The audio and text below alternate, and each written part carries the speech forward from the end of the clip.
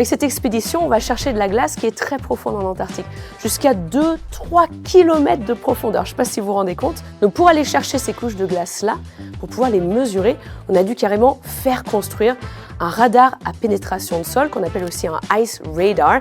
C'est un instrument qui fait plusieurs dizaines de mètres de long, qui va envoyer des signaux radio. Ça fonctionne un peu comme un sonar pour aller chercher cette glace très ancienne. Aussi, on va récolter des quantités de données hallucinantes. On parle vraiment de gigas de données qu'on va récolter pendant 3 mois.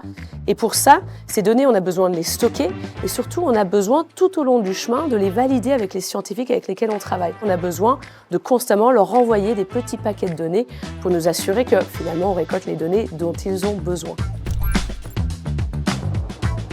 L'Antarctique, c'est le continent de tous les extrêmes, c'est le continent le plus froid, le plus sec et le plus venteux de la planète. C'est aussi le continent qui a l'altitude moyenne la plus élevée de notre globe. Il faut s'attendre à des températures qui vont être très très froides, notamment sur les hauts plateaux de l'Est. On peut facilement avoir des températures qui vont chuter à moins 30 ou moins 40 degrés. C'est un univers dans lequel il va falloir être vigilant en permanence, qui va éprouver à la fois nos corps mais aussi le matériel.